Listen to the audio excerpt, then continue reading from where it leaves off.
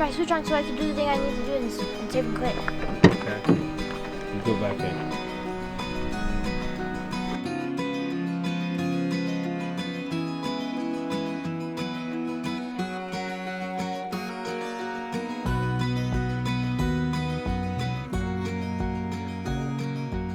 Here is a neat little spot that we found in the Oregon forest. We're kind of near Mount Hood. There is a nice little clearing next to a creek. But yeah, look at this creek behind me. Twin, are you scared? Do you smell really and hear clear. things? It's really clear. Probably fits like 2 or 3 trucks, vehicles, vans, whatever.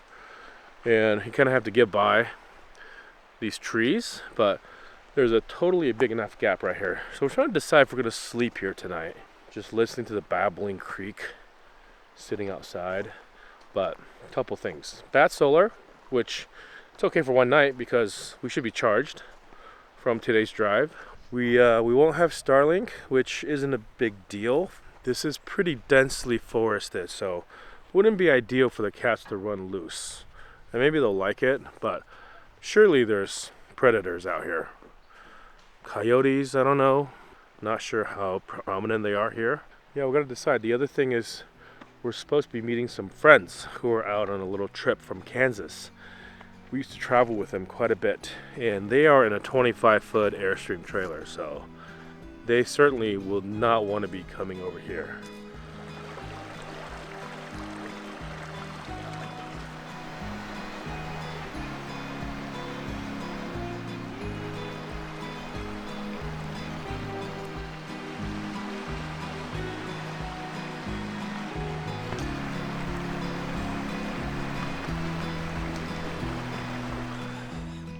Yeah, where are yours? 6 eyes. Do you want some more? 8 eyes? Oh yeah, these are whiter. Oh yeah, Oh, yeah. I look really good now. Well, now you can't even see those other ones. Yo, you're so tall. Shut up.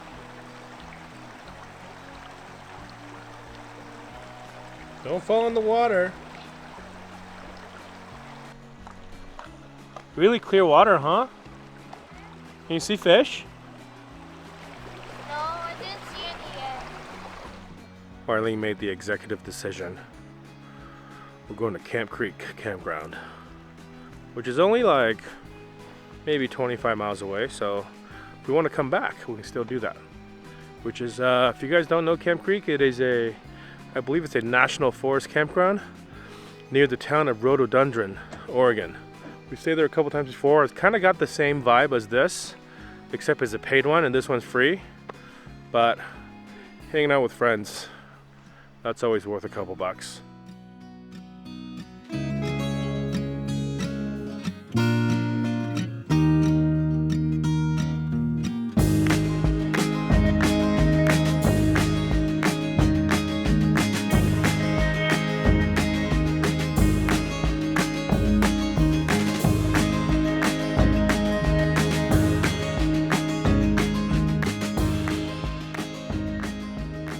What are we eating for breakfast? Is this too spicy? I think this brand of salsa verde is a little spicier, so try it. Let me try. Just poured half of it out. No, I didn't. Mila, what do you think? It smells spicy. Yeah? Ava, is this spicy for you? A little bit. A little bit spicy, right? What? It's spicy for you. What are you gonna do? I'm done for. I guess I'm gonna have a lot of leftovers from Mila's. And Lucas. This is like a do-it-yourself chilaquiles, Minus the beans minus the beans. and the cheese. Well, the chilaquiles technically adjusted chips and salsa and the Cheese are built into the Part. eggs. ooh, built-in cheese eggs. What? Wow. New invention. Oh, I have avocado. What? Are there more chips? Yeah. Okay, we need more chips. I only buy the best. Wait. Oh, still Juanitas. Yeah, it's the Wontonios, the rebrand. Only the best. Good enough with the both. Okay, that's enough. So this is our second night after leaving Bend. Last night, you guys saw that we were at this really beautiful creekside spot. But we didn't stay there because our friends were coming to meet us, but it turns out they stayed somewhere else last night anyways, so we probably should just stay there. But that's okay. We found this other spot. This is a pretty popular place. I think this is you know, one of the more common wild camping spots near Mount Hood. There's not that many people here right now.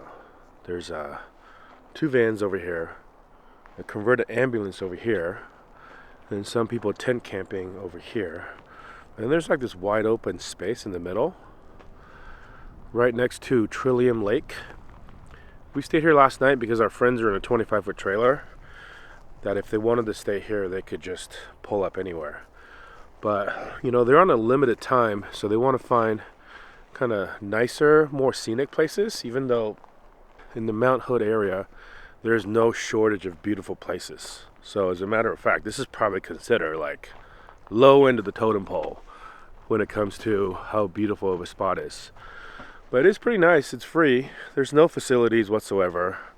You can tell there's a lot of fire rings. There's a lot of little spots that people have kind of cleared out and made into little campsites. And there's no fires right now, fire ban. There's been a couple of small fires nearby, but I don't see any smoke, so I assume that they've taken care of those. Today, we will go meet up with our friends. Yeah, we're gonna pack up, head over there, and see if we can get a spot.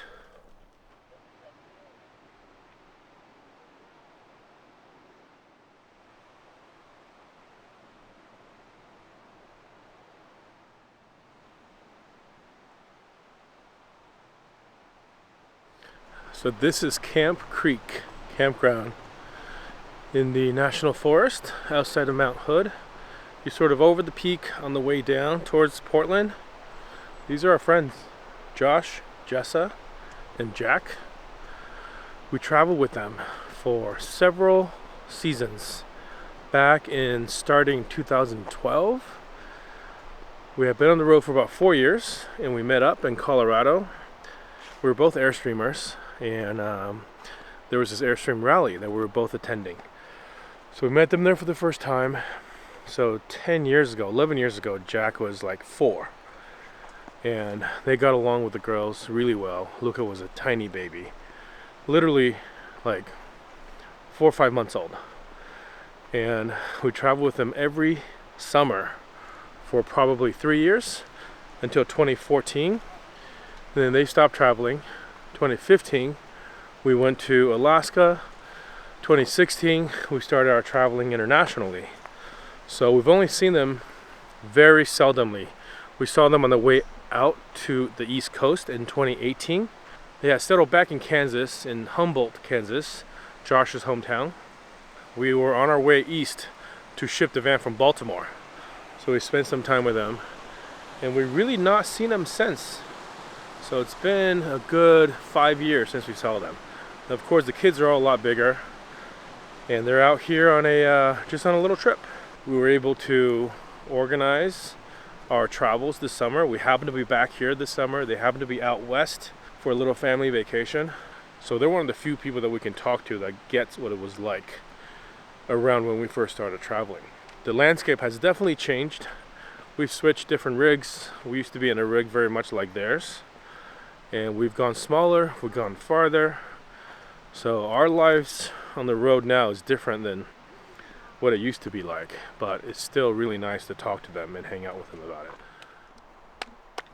What is this machine? I don't know. It just makes water? Yes, it makes water out of the ale. The cranking pulls ale in. Definitely. Magic. There definitely isn't some water below here. No, not at all. Show us how it works. You do that, and somehow... Okay, let's do it.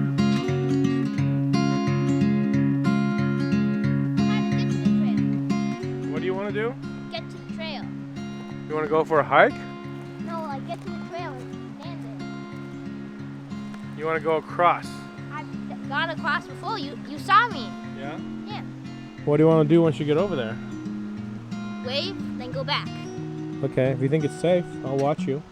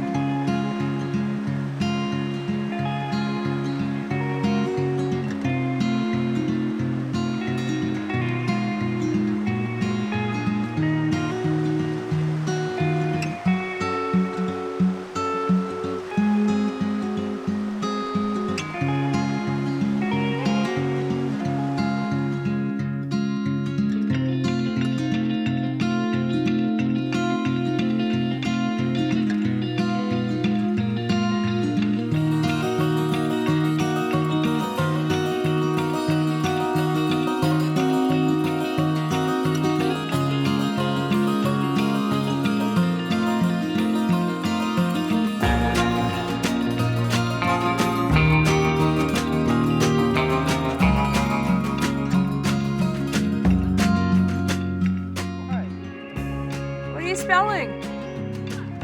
Yeah, you can just stick your left arm out because you already have top. Okay, that's not your left arm.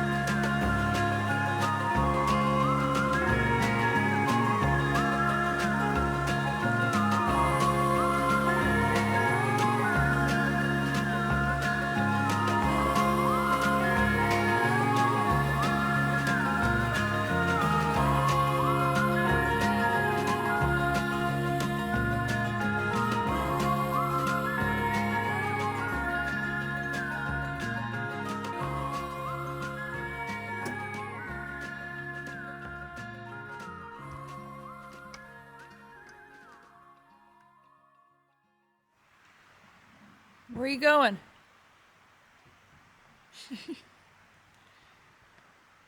Cat's in position. Oh, are you guys all in the car? It's fine. Fine.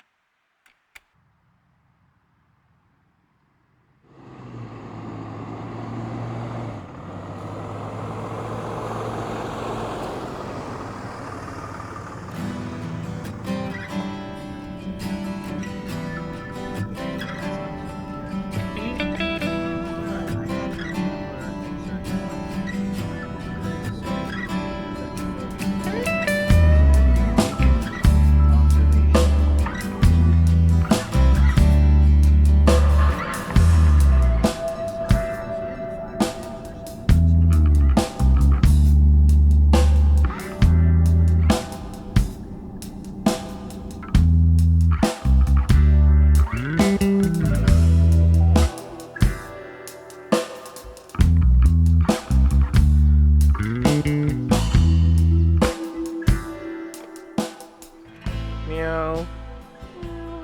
So sad. Hates to be held. Oh. There she goes. Today we are in Eugene, Oregon. Actually, this is a little suburb to the east. This is the Moose Lodge here outside of Eugene, Oregon.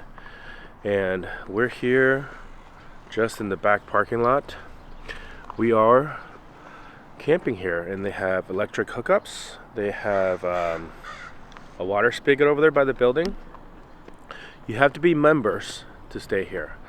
And we joined Moose Lodge membership back in 2015 when we were up in Whitefish, Montana, when a friend of ours was camping at a Moose Lodge, and they said, you can come here and be my guest, camp here also for, I don't know, $10-15 a night usually if there's hookups.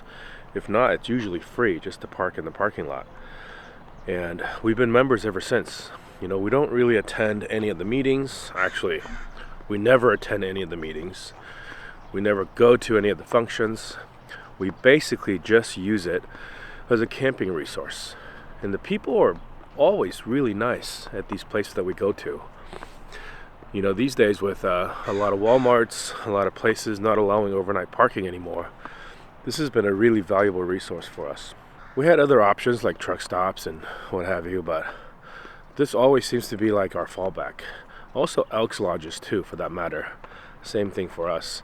For the most part, people who belong to these lodges are older. There's not a lot of younger people that belong to these lodges. Moose lodges, specifically, they're called like moose family centers. So they do try to attract families. Still, you don't see a lot of younger people belonging to these lodges. And because they're older, and I'm generalizing, they tend to be of a specific political persuasion, but they are all good people. So that's the thing that we found out. They're always very nice to us. Every time we go to a moose lodge, they welcome us with open arms. They give us a tour of the lodge, tell us about the events that are happening. They give us ideas on places to go. And the other nice thing is we don't have to be at a place that has a lot of comings and goings. We can kind of just be kept alone out here in the back. One of the key things though, you have to be self-contained. So we got our water, gray water jug down there on the ground. And this specific four-wheel camper that we're borrowing does have a cassette toilet. Just like our van. We also carry a cassette toilet in our van. But this one's got one of those cool Dometic built-in ones that looks like a real toilet. You can be self-contained. You don't have to worry about having to go to a bathroom. This is the reason why some of our friends who opted to not have toilets can't really stay at a place like this.